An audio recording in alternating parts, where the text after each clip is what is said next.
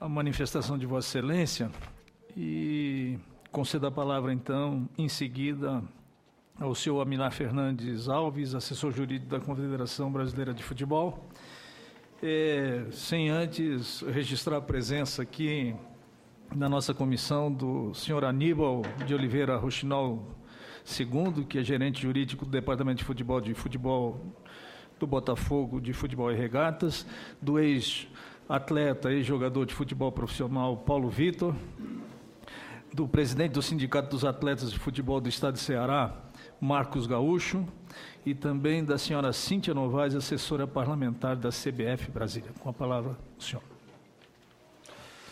Bom dia, senador Dário Berger. Bom dia, senador Romário. Saúdo, em nome do senador Dário Berger, a todos presentes na mesa.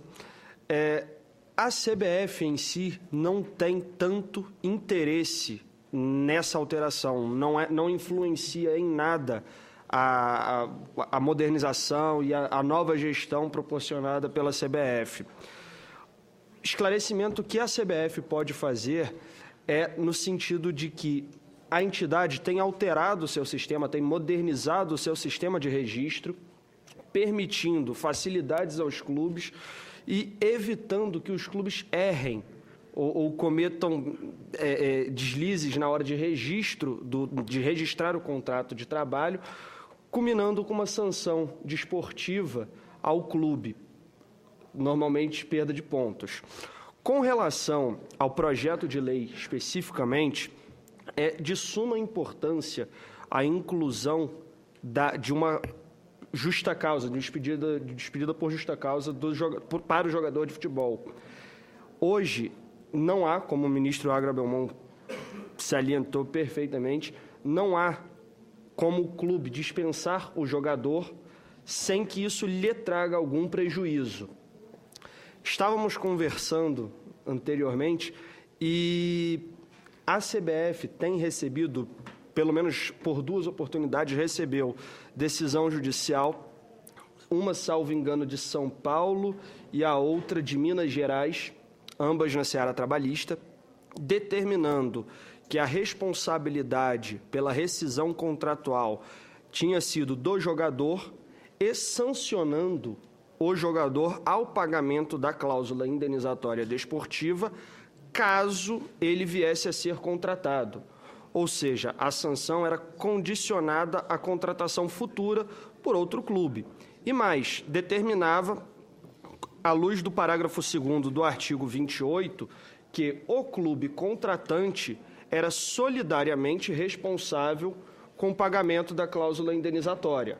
Não limitava, não condicionava o valor, dizia que o valor era o estipulado no contrato, e condicionava o pagamento à contratação e solidariamente responsável o novo clube. Isso, ao meu ver, apesar de não existir na lei, essa decisão jurisprudencial, essa decisão da Justiça do Trabalho, que contribui com a jurisprudência do país, é muito interessante e viável. Então, a própria Justiça do Trabalho já aplica uma espécie de justa causa por via transversa, sem que isso conste na legislação. E, discordando do ministro Agra Belmont, não entendo que essa alteração, de forma específica, vá trazer vantagens ao jogador. Corre risco do jogador ser sancionado, ter que pagar a cláusula indenizatória do próprio bolso ao clube por parafraseando, ou melhor, repetindo a palavra do ministro Agra Belmont, por um investimento do clube naquele jogador. Nós temos que recordar que o jogador, apesar de ser um atleta profissional, ele é um empregado do clube. Então, essa sanção, essa imposição de pagamento de um valor, via de regra, alto, exorbitante, pode significar uma inviabilidade para o próprio jogador. Se ele tiver que efetivamente pagar, tirar do seu bolso um valor alto para o clube, para o seu empregador, para mim, isso seria desproporcional. traríamos um desequilíbrio na relação empregado-empregador, algo que já é vedado na Justiça do Trabalho. Os princípios que regem a legislação trabalhista são todos voltados para a hipossuficiência do atleta e do empregado e não do empregador. O empregado é hipossuficiente. Apesar do jogador receber, em poucos casos, um valor alto, menos de 5% recebe salário alto no país, essa minoria não deve ser levada em conta. Temos que olhar a maioria. O que acontece na maior parte dos casos? Na maior parte, o jogador é hipossuficiente, sim. Então, essa alteração, pura e simplesmente impondo ao jogador uma obrigação, caso ele seja demitido, ao meu ver, extrapola o que a própria CLT diz. Caso um empregado seja demitido, seja dispensado por justa causa, ele sofrerá as sanções estabelecidas na CLT, mas não tem que pagar uma indenização, ele não tem que indenizar o seu empregador. E mais, nem sempre há um investimento do clube na contratação daquele jogador. O clube pode adquirir o jogador ele estando sem contrato, ele estando livre para assinar com outros. O contrato pode ter acabado pelo decurso do prazo ou por qualquer outro motivo. Então, o investimento do clube seria na contratação, pagamento de luvas ou pagamento ao terceiro clube pela transferência propriamente dita, ou simplesmente o pagamento de salários. Então, essa distinção, essa avaliação que deveria ser feita pela própria Justiça do Trabalho do que é investimento do clube, de quanto foi o investimento do clube, não está especificado no projeto de lei. Traria uma dúvida e não sei se prejuízo ao clube ou ao jogador no âmbito da Justiça do Trabalho. Teríamos que esperar o tempo para avaliar a situação concreta. Logo, respondendo à pergunta inicial, a avaliação do projeto ela é positiva.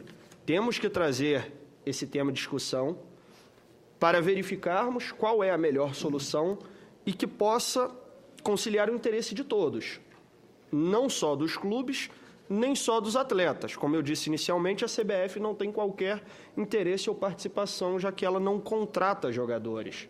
Então, isso para a CBF não traria qualquer prejuízo ou vantagem.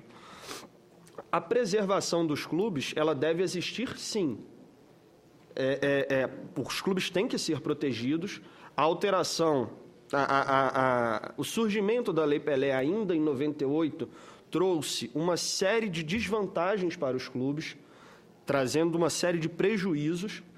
Isso foi minimizado com as alterações no decorrer do tempo, mas, ainda assim, o clube possui uma pequena desvantagem. Não entendo que somente a inclusão da justa causa seria um fator significativo de vantagem para o clube. Ele não teria tanto benefício, a não ser que ele pretenda criar uma justa causa com o objetivo de receber uma indenização do clube. Poderíamos até mesmo criar uma situação em que o clube criaria uma situação, uma hipótese de justa causa com o objetivo de receber a indenização prevista em lei. Então, a minha exposição é muito curta, é muito simples, só no sentido de parabenizar a todos por trazer o tema à discussão. Não tem como listar os itens conflitantes, os itens polêmicos da Lei Pelé. O debate é muito amplo, tem muita coisa para ser discutida, não só a justa causa. Eu acho que o ideal seria até mesmo uma revisão da Lei Pelé. E, enfim, dizer que a CBF, nessa nova gestão, está aberta à discussão, vem aos eventos. O próprio presidente Marco Paulo Del Nero esteve na semana passada no Congresso, Então, nós não estamos buscando nos eximir de nossas responsabilidades. Sempre que convocados, nós estaremos presentes, ainda que não possamos contribuir de forma efetiva ou que a nossa contribuição seja muito pequena, estaremos presentes. E, com isso, eu encerro a minha exposição e agradeço o convite em nome da Confederação Brasileira de Futebol.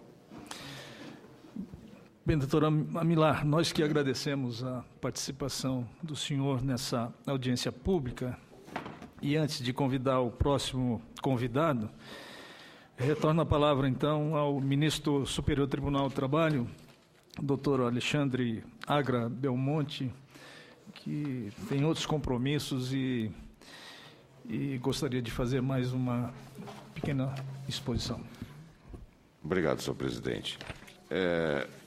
Muito ponderadas as palavras do nobre expositor, eu faço apenas uma observação. Tanto na quebra de contrato ou no retorno do atleta, a lei também não exige a comprovação do investimento. Ela diz que tem que pagar a cláusula. Então, nós estaríamos estendendo esta solução para as demais hipóteses de justa causa. No entanto, eu concordo realmente, melhor analisando o que eu disse, acho que nós poderíamos aqui, no intuito de aperfeiçoar o projeto, como proposta, fazer o seguinte: a CLT prevê, na hipótese de quebra de contrato por prazo determinado, no artigo 481 da CLT, que não se aplica aqui a Lei Pelé, mas o espírito, a tese, pode ser aplicado, que o empregado indenize o empregador. Então, essa história de que não há previsão até existe, num caso específico, indenize o empregador pelos prejuízos comprovados. Então, poderia ser adotada esta solução. Então, como ficaria? Em caso de despedida por justa causa, nas demais hipóteses que não estão previstas no artigo 28 da Lei 9.615 de 98, da Lei Pelé, neste caso, o atleta pagaria a indenização à entidade, no limite proposto pela pagaria indenização à entidade, conforme prejuízos comprovados. Então, nesse caso, teria que comprovar os prejuízos, o clube teria que comprovar os prejuízos, né, ou investimento ou coisa parecida, para poder ter esse retorno no limite do valor que está ali proposto no projeto. Então, seria apenas acrescentar o condicionamento à comprovação dos prejuízos. Eu acho que isso resolveria o problema, tornaria mais justa a relação e eliminaria outras discussões. Então, era apenas essa a parte que eu gostaria de fazer. Bem, eu agradeço ao ministro Alexandre Belmonte. Passo a palavra, então, agora ao doutor Pedro Fida, advogado especialista em Direito Desportivo e Entretenimento. Só pedindo para o senhor... Senador, pelo observar. Eu posso, antes do senhor Pedro Fida fazer a sua explanação, posso participar aqui rapidamente desse debate, que, já que o nosso ministro acho que vai ter que se ausentar? Sem dúvida. Assim, o que eu acho, na minha concepção, quando o jogador ele é dispensado por justa causa, na verdade, ele deixa de receber os seus direitos. Essa, na minha opinião, já como é que eu posso dizer, a sanção que ele está recebendo pela justa causa. É claro que as pessoas podem até entender que eu estou fazendo uma defesa porque eu fui ex-jogador de futebol e, por sinal, alguns momentos eu até já mereci justa causa. Eu tenho essa consciência. Mas o futebol era outro, né? Outros tempos, a gente vai relevar isso. Tem dois ex-companheiros aqui que podem afirmar isso aí. Mas, enfim, eu também, particularmente, na minha opinião, concordo. Eu nunca concordo com a CBF em nada. Só para começar daqui, a gente começar esse papo. Mas, por acaso, a CBF, dessa vez, pelo menos até agora, acertou em ter mandado aí o doutor Amilar para fazer sua defesa e foi muito bem colocado por ele. Eu acredito que, na minha opinião, humilde opinião, a sanção maior que o jogador recebe numa situação de justa causa é deixar de receber o que tem por direito. Assim, eu não sou jurista, né? Não sou advogado, não tenho conhecimento de leis, mas não vai, na minha opinião, não tem uma sanção maior, uma punição maior do que o jogador deixar de receber o que está no contrato, porque às vezes essa justa causa ela pode acontecer no final de um contrato, no meio de um contrato ou até mesmo no começo de um contrato. Então, hoje em dia é bem comum a gente ver no futebol brasileiro o contrato é no mínimo de 1 ano, na maioria dos clubes, primeira, segunda e terceira divisão que disputa o brasileiro, e às vezes tem contrato de 3 anos. E o jogador com 2 meses, um contrato de 3 anos, por exemplo, tem alguma falha, faz alguma coisa de errado e recebe a justa causa, ele vai deixar de receber lá os outros dois anos e alguns meses do seu contrato, que para mim isso é bastante prejudicial para ele. Da parte financeiramente, da parte financeira com certeza, e até na parte esportiva, eu tenho certeza que esses jogadores que foram citados aí, Vossa Excelência, e outros que a gente também tem conhecimento, não foi tão simples e fácil para eles conseguirem outros clubes, porque justa causa é ruim para qualquer empregado, não só para jogador de futebol. Isso era só uma colocação que eu gostaria de fazer. Muito obrigado, presidente. Muito bem, presidente Romário. Então, conceda a palavra ao doutor Pedro Fida. Espero que, se o senhor puder, dentro dos 10 minutos, sintetizar, não seria interessante, porque nós já estamos no adiantado da hora e ainda temos mais convidados inscritos para se manifestar. Bom, primeiramente agradeço o convite, saúdo o senador Dário Berger, senador Romário, todos presentes. E eu gostaria, na realidade, de contribuir com esse debate, fazendo uma análise sobre esse projeto de lei à luz de tendências internacionais, principalmente julgamentos, decisões da FIFA, tribunais internacionais, e o pano de fundo vai ser, inevitavelmente, o futebol, por representar realmente o esporte com maior quantidade de casos e exemplos no contexto desportivo brasileiro. E antes de... acho que meu primeiro objetivo aqui é dar um panorama, explicar como está organizada, na realidade, a organização das entidades de administração do desporto no âmbito internacional. E aqui pegando o exemplo do futebol. É importante a gente ter uma ideia dessa estrutura como se fosse uma pirâmide. Em cima temos a FIFA, que é a organização competente por organizar o futebol no nível mundial, e abaixo da FIFA ela se subdivide em diversas confederações continentais. No caso da Europa temos a UEFA, aqui na América do Sul a Comebol e por aí vai. E abaixo da Comebol temos as confederações nacionais. No Brasil temos a CBF, que é responsável por organizar o futebol no âmbito nacional. E a CBF, ela acaba, então, delegando algumas competências e funções a federações estaduais de futebol. E aqui temos a representação de todos os estados do Brasil, representando a estrutura, então, do futebol no âmbito brasileiro. Aqui eu pego o exemplo do atletismo, que segue a mesma estrutura.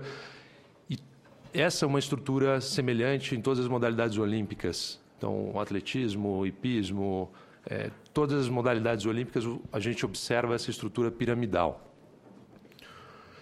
E o porquê dessa introdução? Na realidade, eu gostaria de iniciar minha exposição esclarecendo e ressaltando o princípio da autonomia das entidades de administração do desporto.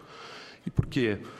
Porque no âmbito dessa autonomia, tanto da FIFA, como da Comebol, como da CBF, essas associações, essas federações, entidades de administração do desporto têm autonomia para criar um corpo normativo sobre diversas matérias, principalmente questões relacionadas, questões trabalhistas, principalmente no âmbito da FIFA, em que vemos alguns regulamentos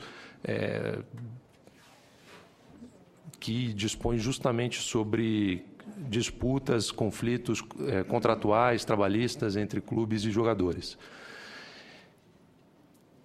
E, parabenizando a iniciativa desse projeto de lei, meu intuito é demonstrar que esse projeto de lei ele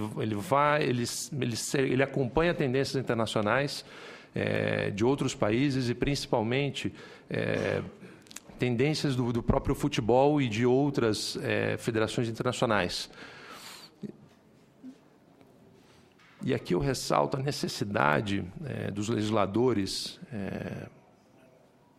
se atentarem ao legislar, ao realizar projetos de lei no âmbito do desporto, para se atentarem não apenas à legislação nacional e à jurisprudência nacional, mas principalmente, dada essa coexistência entre todo um corpo normativo das federações, entidades de administração do desporto e as legislações nacionais, é muito importante atentar para o que a FIFA, a CBF, a Federação Internacional de Atletismo, a Federação Internacional de Hipismo dispõe e legisla no âmbito das suas funções muito mais limitadas do que uma casa legislativa, do que elas dispõem sobre matérias no âmbito trabalhista, contratuais, etc. Nesse caso específico do projeto de lei número 109, a gente trata da dispensa motivada e da cláusula indenizatória. E esse conjunto normativo que eu esclareço aqui nesse slide é entendido no âmbito desportivo como lex esportiva. Então, todo esse corpo de normas, de decisões, de entendimentos é denominado lex esportiva e pauta especialmente decisões de muitas federações no âmbito internacional, envolvendo clubes, agentes, jogadores. E agora, destacando as principais alterações trazidas pelo projeto de lei número 109 de 2014, eu gostaria de fazer um paralelo com o cenário internacional. E aqui a gente pode ver que a dispensa motivada de atleta, por justa causa, ele já está previsto no regulamento do Estatuto de Transferência do Jogador da FIFA, no seu artigo 17. E o que dispõe esse artigo, que é confirmado por diversas decisões, tanto no âmbito da FIFA como do Tribunal Arbitral do Esporte, que hoje é tido como a última instância internacional para questões jusdesportivas, questões trabalhistas desportivas. Em linha com o projeto de lei ora em discussão, o clube tem sim direito a cobrar o valor estipulado em cláusula indenizatória, e essa é uma tendência que se observa em outros países como na Suíça, na Espanha, Uruguai, Paraguai e tantos outros, na legislação trabalhista. Desde que se observe, e aí principalmente no âmbito da FIFA e de litígios internacionais, desde que se observe uma proporcionalidade e razoabilidade dessa cláusula indenizatória. Então, até tendo em vista a realidade do futebol brasileiro, trazido pelo nosso nobre colega Miller, da CBF, e de dados recentes publicados pela própria CBF, é realmente chocante a quantidade de jogadores hoje que ganham entre R$1.000 a R$10.000. É a grande maioria. E é uma minoria, dentro dos 5%, que ganham de R$100.000 para cima. Então, considerando essa realidade brasileira, entendo eu que, com essa alteração no projeto de lei, o judiciário deverá se atentar muito à proporcionalidade e razoabilidade ao se analisar o caso a caso. Já quando a dispensa motivada de atleta ocorre, isso no âmbito internacional, é comum, é pacífico, até em linha com regulamentos da FIFA, que o clube deve pagar ao atleta o valor residual do contrato de trabalho, ou seja, o que falta ainda ser pago ao atleta até o final do seu contrato de trabalho. E essa tendência, ela ocorre, em especial, razão do princípio da estabilidade contratual que a FIFA tanto defende e que consiste num grande esforço de se limitar à dispensa motivada e imotivada de atletas, prezando pela relação, pela preservação da relação trabalhista entre clube e jogador e, naturalmente, protegendo assim a competição desportiva. Isso é reconhecido tanto pelos órgãos de resolução de disputas da FIFA como pelo próprio Tribunal Arbitral do Esporte.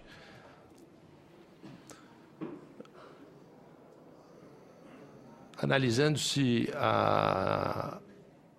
ainda a dispensa motivada de atleta, de acordo com o regulamento da FIFA, a gente tem, caso a dispensa ocorra por culpa do jogador, ele deverá pagar a indenização, levando-se em consideração a legislação aplicável do país, estabelecida no contrato de trabalho entre clube e jogador, as especificidades do esporte e outros critérios objetivos, além de proporcionalidade e razoabilidade que eu mencionei anteriormente. Em linhas gerais, a remuneração e outros benefícios devidos ao jogador no contrato rescindido e no novo contrato deverá ser analisada. Caso o jogador tenha assinado um novo contrato após essa rescisão, a FIFA e o TAS geralmente fazem um abatimento dos valores recebidos pelo jogador no âmbito do seu novo contrato e compensa esse valor com o que é devido pelo antigo empregador. Analisando-se agora os critérios de justa causa na jurisprudência internacional, principalmente no CAS e na FIFA, e em contratos com prazo determinado, a justa causa, além dos critérios já elencados pelo ministro Belmonte, observa-se alguns outros pontos trazidos pela jurisprudência internacional, quais sejam a falta de pagamento de salários por 3 meses aos jogadores, o jogador não se apresentar ao clube para treinamento ou jogos por algum período significativo, o jogador sair de férias sem autorização expressa e prévia do clube e o jogador apresentar conduta ou comportamento agressivo com colegas de trabalho, técnicos, comissão técnica.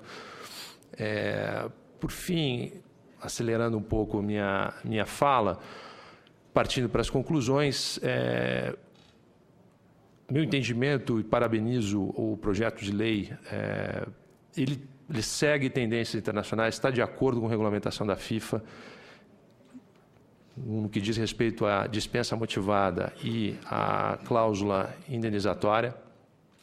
Entretanto, minha única observação, e ressalva que eu deixo aqui, a título de sugestão, até inicialmente trazido pelo ministro Belmonte, no parágrafo 11º, em que se dispõe sobre eliminação do atleta como uma causa, eliminação do atleta imposta por entidade de direção esportiva como justa causa para a dispensa, eu gostaria apenas de fazer menção a 2 casos recorrentes que vemos no direito desportivo, quais sejam casos de doping e também corrupção ou casos de disciplinares muito graves. No caso de dopagem, geralmente a reincidência no exame antidoping resulta no banimento do esporte, não em sua eliminação. Minha única sugestão e observação era com relação à palavra eliminação, porque eu entendo, me gerou uma certa dúvida ao ler esse dispositivo, porque eliminação eu interpreto muito mais como uma eliminação, um time foi eliminado de determinada competição. Ao passo que, quando se trata de um banimento de um atleta, seja por corrupção, seja por dopagem, banimento seria o termo comumente utilizado no âmbito desportivo. Ou, alternativamente, como propôs o ministro Belmonte, a desfiliação poderia ser uma outra palavra a ser utilizada. E aí eu deixo aqui uma ilustração sobre banimento no âmbito desportivo. Casos de dopagem, como já disse, e corrupção, cada vez mais comum, infelizmente, em casos de manipulação de resultados, compra de jogadores, e vemos isso em diversos esportes, diversas modalidades, não só no futebol, mas tênis, atletismo, e daí a seriedade do assunto e a importância de não se deixar brechas quando se trata de questões tão sensíveis como o banimento. Com isso, eu encerro minha exposição e agradeço a atenção de todos.